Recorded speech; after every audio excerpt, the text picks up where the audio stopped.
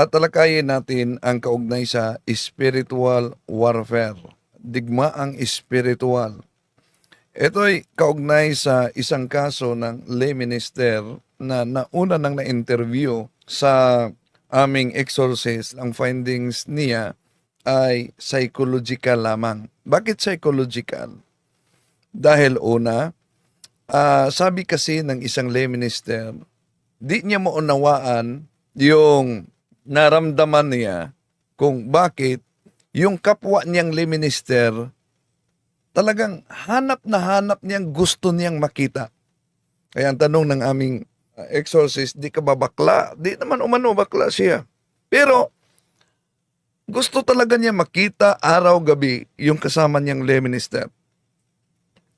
Ang sabi ng aming exorcist na nagkausap kami, psychological lang yan.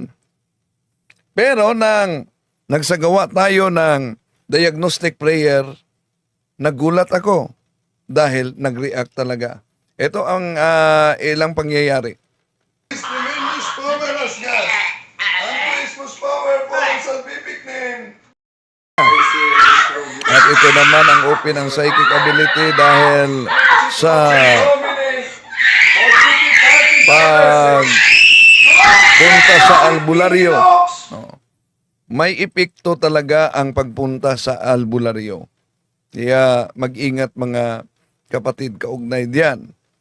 Sa interview ng aming exorcist, sabi niya, konklusyon niya, psychological, dahil itong minister na ito ay talagang hinanap niya yung kapwa niyang minister. Gusto niyang makita araw at gabi. Kaya pinagduduahan siya, baka bakla ka. Kaya konklusyon ng exorcist namin, psychological lang ito. Pero nang nagsagawa ng diagnostic prayer, yun na. Tremendous power as God. Ito, nag-react siya. Power for ang salvific name. Regenerate. Bind and cast out all evil spirits. Nalaman na yung mga ninuno pala niya, maliban na mga albularyo, may mga anting-anting. Dahil sa grabe ng occult contamination niya at sa kanilang pamilya, dalawa sa kaniyang kapatid ang nag-suicide. So grabe talaga. At ito namang open ang psychic ability sa diagnostic prayer lamang, prayer for protection, makita ninyo, nag-react na. From sickness, from all harms, and from accidents. If any of us has been subjected to any curses, hexes, and spells, I declare these curses, Yun, hexes, and nagre-react spells na. null and void. In the name of Jesus Christ, if any evil spirits have been sent against us, I decommission you in the name of Jesus Christ, and I send you to Jesus to deal with as you will. Then, Lord, I ask you to send your holy angels to guard and protect all of us. Sa prayer for protection pa lamang yan, kita ninyo na re-react na, no?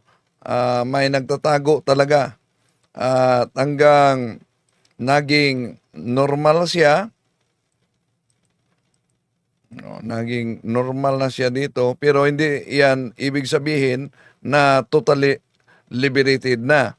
Dahil alam nyo, ang napaka-importante sa buhay ng tao, hindi yung pagpalayas ng demonyo sa katawan, kundi yung pamumuhay sa kabanalan. So, ito'y realidad talaga at mga pangyayari na naganap, ngunit yung sabi pa sa isang exorcist, bulag lang sa pananampalataya, hindi makakita sa ganitong pangangailangan sa simbahan natin. Lalo na nandito tayo sa spiritual na digmaan. Si Father Joses, sabi niya, nang natalo ang demonyo matapos maipako ang ating Panginoong Hesukristo sa cross, may pagpupulong agad ang mga demonyo. Natalo na sila sa kamatayan at muling pagkabuhay ng ating Panginoong Hesukristo. At sa kanilang pagpupulong, target nila ang bawat pamilya at kahit sinapupunan. Okay, so this was a vision given to a saint, Mary of Agreda. Napakaganda yung aklat ni Blessed Mary of Agreda, mga kapatid. Nung natalo ang mga demonyo, nung si Jesus ay pinako sa krus, okay, the demons gathered together and planned how to destroy families. At ito ang narinig ni Venerable Agreda. Demons assign themselves to different tactics. Some charge themselves with perverting the inclinations of children at their conception and birth to attack their sexual identities. Okay? So, kaya di tayo magtaka, mga kapatid, kung bakit, lalo na sa buwan ng Hunyo, may tinatawag na Pride Month, no? At nag-parade sila. Dahil yung mga fallen angels, di nila matanggap na sila yung mga anghel. Para sa kanila, sila ay mga Diyos. At uhaw na uhaw sila na igalang, uhaw na uhaw sila na sambahin. Kaya, yung damdamin na yan ng mga fallen angels, may naka-assign ayon kay Father Sequia na sa loob pa lamang ng sinapupunan upang malito na ang bata sa kanyang kasarian. Tuloy natin. So even in the womb, you have already to pray for protection for your unborn child. Others to induce parents to be negligent in the education and instruction of their children, to cause hatred of parents among the children, and to create hatred between husbands and wives. So there are demons that are specializing in these attacks. So always maintain unity as a family. The more united a family is, the more in my experience, sa aking karanasan, when I see a family is very united, I see very little of the devil there. Okay? That means the presence of the devil is minimal in a family that is totally united. Okay? Pero kapag watak-watak, yung isang pamilya ay watak-watak, okay, one goes to mass at a certain time, yung isa hindi na nagsisimba, etc. I see when I go and deal with these families, they have so many demons attached to them that I have to exorcise not only them, but also their homes. And so I always try to maintain unity as a family because that is a sign of the presence of Christ in the family. Kapag united yung isang pamilya, they do things together, the devil nandidiri siya dyan. And he wants to get out when there is always unity in a family. So division is a sign that a community or a family has already been infiltrated. Because the devil, bago siya umatake, he will divide and then conquer. He will isolate, then subjugate. Kaya mga kaso namin mga kabataan na napossess, usually, if I ask the relationship with their family members, yung mga relatives nila, yung kanilang magulang, they are isolated. May sariling mundo sila. Kaya the devil was able to work on their thinking, their emotions, talagang madali silang inatake ng demonyo. Because there was no spiritual, emotional, relational, psychological support. The devil had isolated them. So the more divided a family, the more one sees the presence of all the vices and all sorts of evil. Talagang pinaglaruan na ang pamilya na iyan. The more dysfunctional, emotionally, psychologically, and spiritually a family is, the more divided it is. The more a family is united in doing things like going to mass, praying the rosary, the more the presence of Christ is there. Because the Lord promised, where 2 or 3 are gathered in my name, I will be there. Okay? Kaya nakakalungkot kapag yung ina lamang o yung tatay lang ang nagdadasal. Okay? All the rest are atheists na. Okay? But 2 members of a family praying together, the presence of Christ immediately is there. The more people are praying together, mas matindi ang presensya ng Panginoon doon sa pamilyang iyan. The more members of a family are gathered in prayer, the more powerful the Holy Spirit is. And the more powerful the presence of Christ is. And evil spirits sense that. Okay? Nandidiri sila at ayaw nila yung ganyang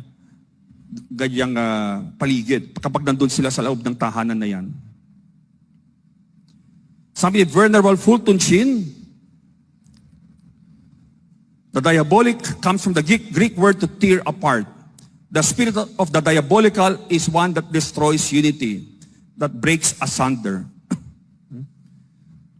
That's why the number one tactic now of the devil is to destroy marriage through divorce and all these other.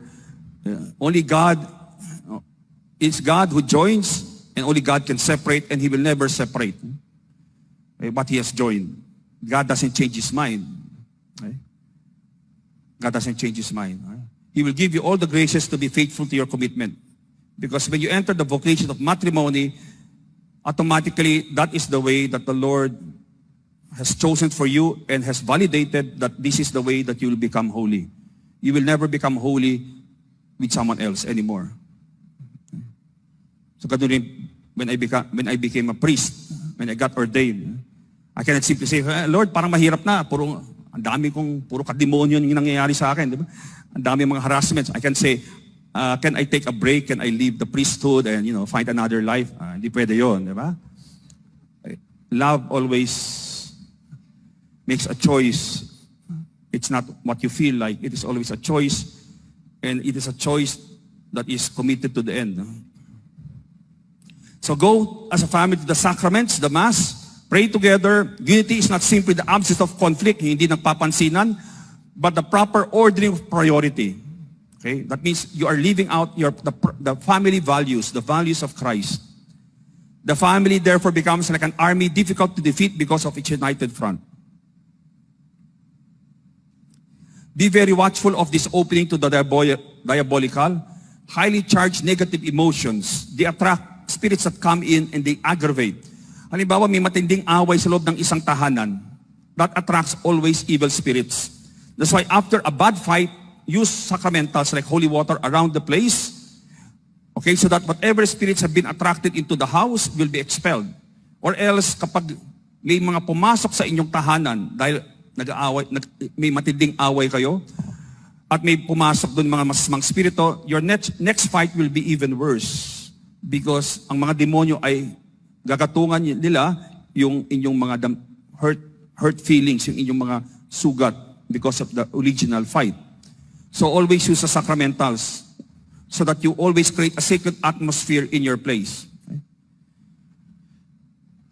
Kaya nga most of the haunted houses na I exercise, I always ask, number one question is, how are you as a family? Usually, maraming away. No? Maraming sugat, maraming kapuotan. Remove all dissension and strife from the home. This attracts powerful demons. When there is interpersonal conflict, afterwards, use immediately sacramentals so that the demons do not aggravate the environment, so that the next time you fight will be even worse. The parents use the sacramentals over the children in the house. Right? So remember, holy water is useless on your altar. You have to use it regularly. Kaya dapat ginagamit nyo yan madalas. Siguro, depending upon your place, no? Once a week or once a month, depending upon what you're experiencing. But use the holy water around the place. Don't leave it in the altar. It's useless there. Okay?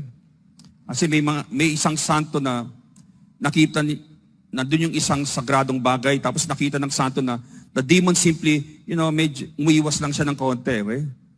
So, use the holy water around your home and add a prayer always. Lord, keep my home free from evil and may the Holy Spirit dwell here. Always add a prayer. Because mas mabisa yung mga sacramentals kapag may dasal, may kasamang dasal. Because may kasamang pananalig at pananampalataya sa Diyos yan. Faith, the use of the sacramentals with more faith makes the sacramental more effective. Ang mapait lang mga kapatid na katotohanan, may obispo at pare, di maniniwala sa sinabi ni Father Jose Francisco Sequeira. Meron pang obispo na nagsabi na bakit kailangan mag-blessing pa sa loob ng bahay dahil may mga demonyo daw. Oh. At maglagay ng holy and exorcised salt.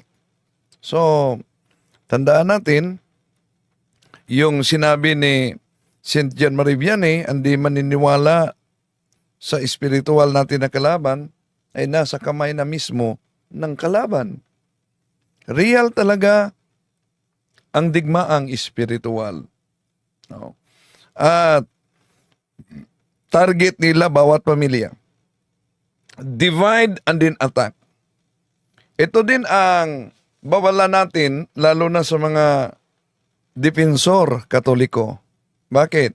Alam nyo ba, si King Henry VIII, siya taga-depensa sa pananampalatayang Katoliko noon. Versus Martin Luther. Nang si Martin Luther ay humihiwalay sa pananampalataya at nagtatag ng Lutheran Church. Si King Henry VIII, siya ay nagiging defensor sa pananampalataya. At dahil grabe ang kanyang depensa sa pananampalataya, binigyan siya ng titulo sa Santo Papa na Defensor Fidei, Defender of the Faith. Ano nangyari? Ang nangyari, dahil nagsawa na siya sa kanyang asawa, gusto siya mag-asawa muli, yon. Ang buong England humihiwalay sa simbahang Katoliko at sumunod na yung mga persecution na nangyari, lalo na sa mga nanatiling Katoliko, mga kapatid.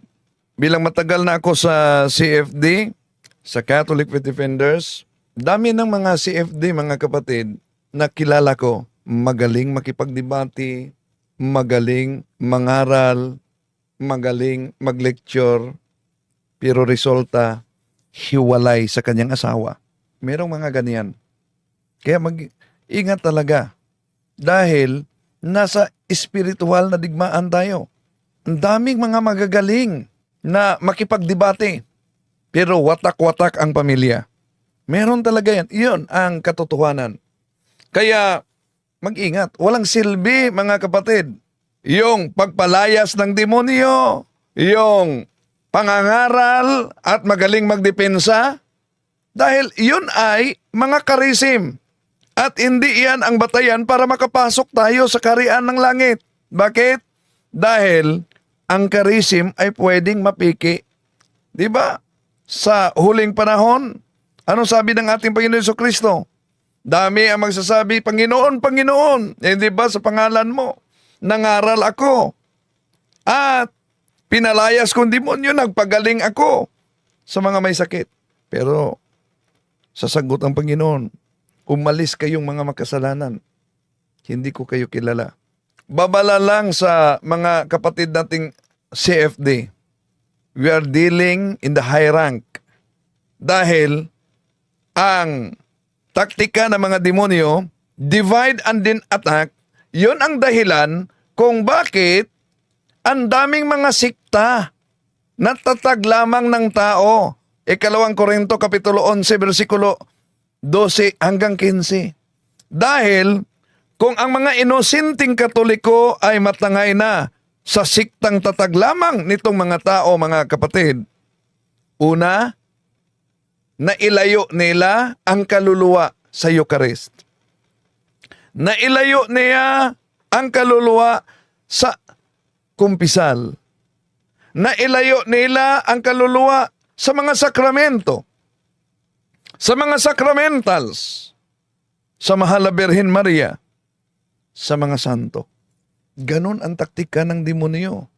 Kaya, sa mata ng mga kapatid natin sa ibayong pananampalataya, ang Katoliko ang kawawa.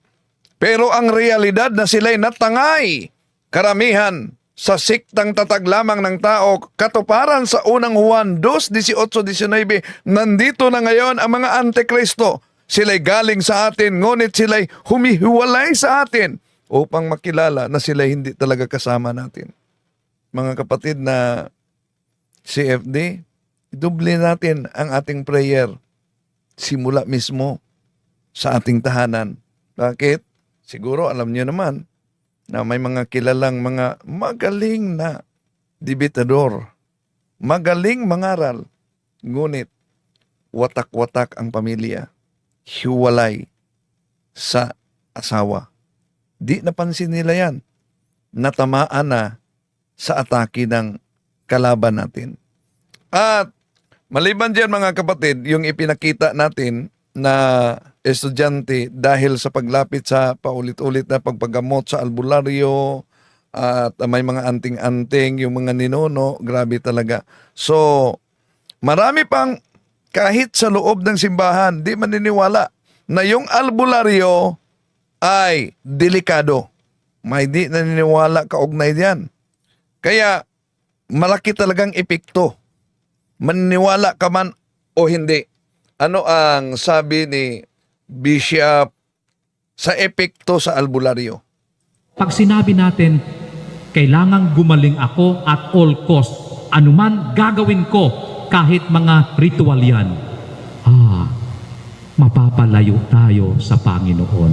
At mawawalan tayo ng ginto patungong langit, ang ating suffering. Yun ang deception ni Satan. Huwag ka nang mag-suffer. No, hindi mo na kailangang masakit pa. Huwag ka nang mag-suffer. Kinukuha sa atin ang krus natin. Ang krus, ang daan papuntang langit. So nakita natin ang deception ni Taning. Okay, they are contrary to the virtue of religion. Okay. Ito pa po, may isa pa. Yung mga traditional cures, ito po, recourse to traditional cures. Ang ibig sabihin ng traditional cures, yung mga dahon-dahon, di ba? Which are okay. Yung mga hilot, okay po yan. Pero kailan nagiging masama? Sabi dito sa teaching sa CCC ng ating simbahan, when there is an invocation of evil powers. Ano ibig sabihin? Pag meron ng orasyon. Merong isang kapatid tayo sa isang ganitong orientation, sabi niya, Bishop, naghihilot po ako. At habang naghihilot ako, pinipray ko yung pasyente ko. Hindi niya alam pero pinipray ko siya, sarili ko lang. Wala namang masama doon, Bishop, di po ba? Sabi ko, oo nga, wala namang masama.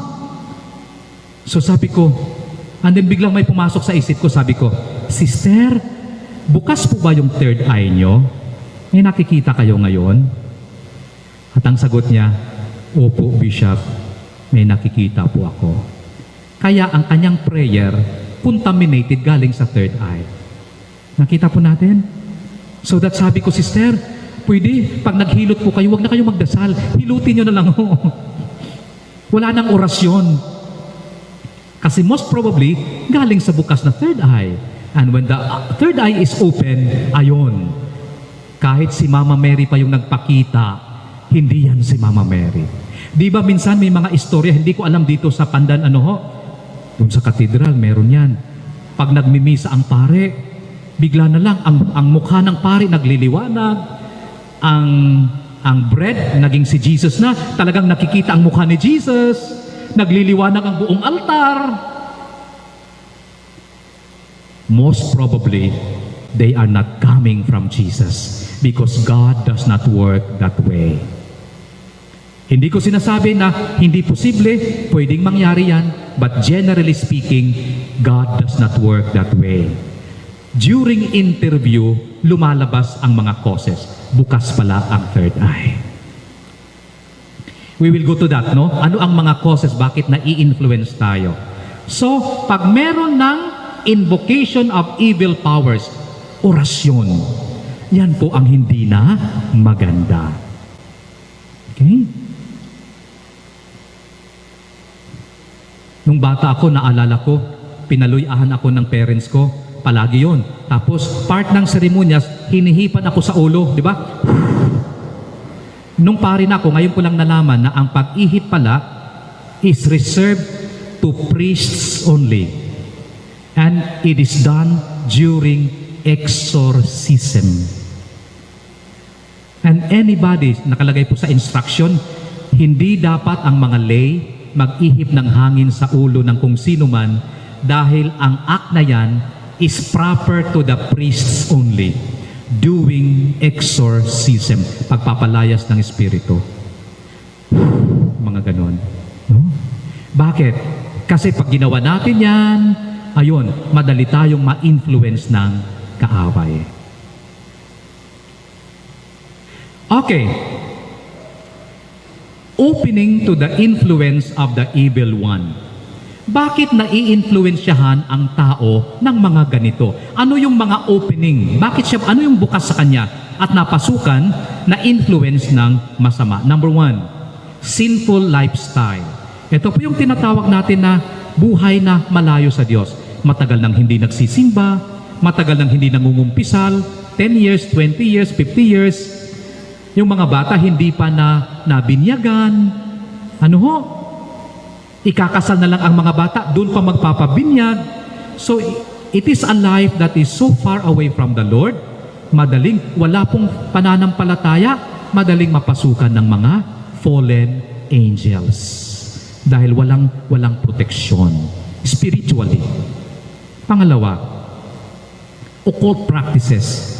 Either tayo mismo nagpa-practice ng mga ganito, spiritism, pangluya, pandaga, at talagang pinapractice natin na normal na lang sa atin, madali tayong mapasukan. And usually, ang weakest link ang naaapektuhan. Sino ang weakest link sa bahay? Mga bata. Mga bata. No? Kaya, either tayo ang nagpa-practice or nagkukontak tayo ng mga spiritista, or kaya, meron namang panahon na nagsisimba tayo, hindi tayo gumagawa ng ganito, pero bakit may third eye ang anak ko? Baka sa bloodline.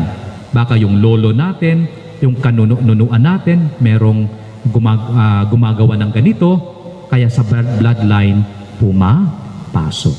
So mga occult practices. Number 3 is open third eye. May isang nagsabi, Bishop, regalo yan sa Diyos sa akin kasi may mga nalalaman ako. Sabi ko sa kanya, at the very least, would you be okay kung pag-usapan natin yan? Punta ka sa kumbento, pag-usapan natin, tingnan natin kung saan galing ang power na yan. Usually, ito po yung karanasan ko. Pag yung isang tao may schedule ng pre-over, first time magkikita kami, o kaya second time, tapos na ang kumpisal, magre-renounce na sunod, o kaya magko-close na ng third eye, binibigyan ko ng babala or warning ang kapatid natin. Sinasabi ko, i-discourage ka ng spirit. Lalabas ka na lang ng bahay, parang ayaw mong lumabas. May mangyayari siguro palang, for example, may mga kaguluhan na mangyayari sa bahay para i-discourage ka na wag lumabas, wag pumunta sa kumbento. O kaya'y yung mga disturbo, wag kang magpa-disturbo. They are coming from the devils. They want you to feel discouraged para hindi ka magpunta. Hindi natin ipagpatuloy ang pray-over. So, go. Overcome that. Ask the Lord to overcome that. Kasi yun ang gagawin nila i-discourage tayo. So, open occult third eye. At pang-apat, yung mga trauma, emotional woundedness natin.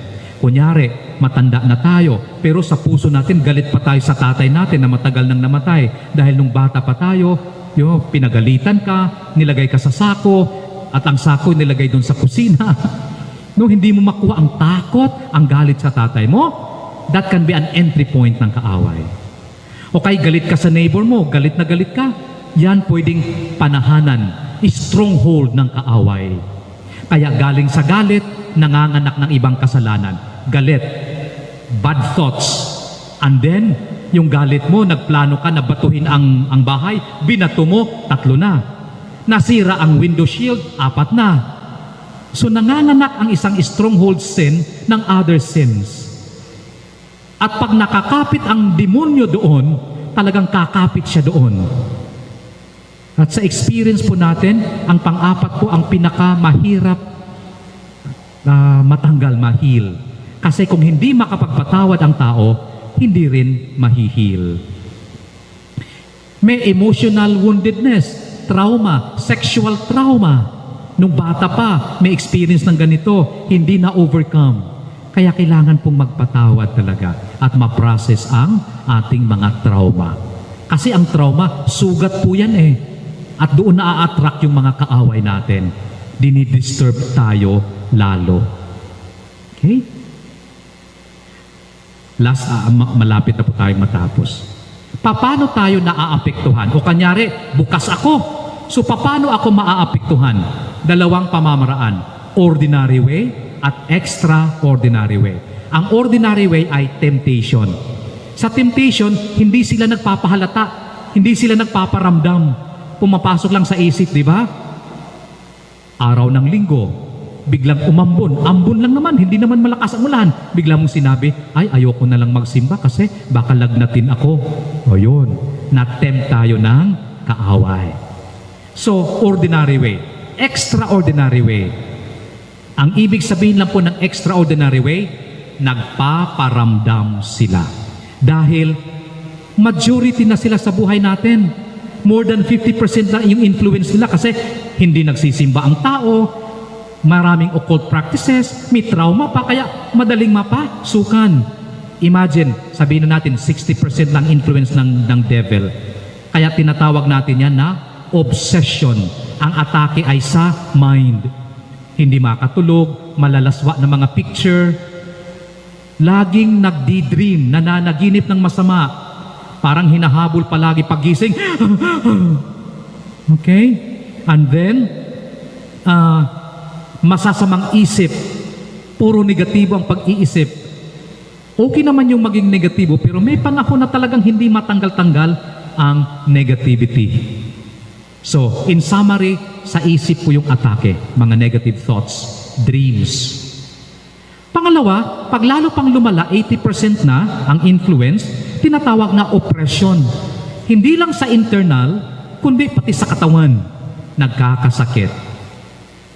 May mga kaso po tayo ngayon na ilang buwan napansin ng pamilya, bawat buwan, bawat semana, may isang nagkakasakit. After 1 week si tatay, after another week yung anak, after another, halos walang araw na walang may sakit. Pagdating sa ospital, normal ang laboratory. At nung magsimula kami sa pag-process, interview, mag-pray over, mag-close ang third eye, ayon, hindi na sila nagkakasakit. Kasi ang gusto ng kaaway, talagang pahirapan tayo. So, sakit, negosyo. Bakit pa ang negosyo ko ngayon bumaba? The past 3 years, okay naman. Pero, ayan, dapat nating i-examine bakit nga ba bumaba. Baka may ginawa tayo na nakapasok sila. At saan tayo magtatanong? Doon sa 4 na inano natin, diniscuss natin. Kunyari, merong isang bata na dadalhin dito sa kumbento dahil napuposes. Usually, ang interview ng pare, doon sa 4 na yun, tatanungin ng parents, nanay, nagsisimba ba kayo? Nabinyagan ba ang batang ito? Pangalawang tanong, nagpa-practice ba kayo ng mga occult practices? May batakdungan ba ang batang ito? May anting-anting ba ngayon? Kaya pag oo ang sagot, ayan, yun ang mga most probable na entry point. Okay? Pangatlo, bukas nakakakita bang anak nyo ng kung ano-ano? May takot ba ang bata? May galit ba ang bata? So, yun papalibot ang interview. So, oppression. Bakit ba ang dali naming mag-away sa bahay? Kunting sagi lang ng braso, nagsisigawan na kami. Nung una, hindi naman. There can be an oppression in there.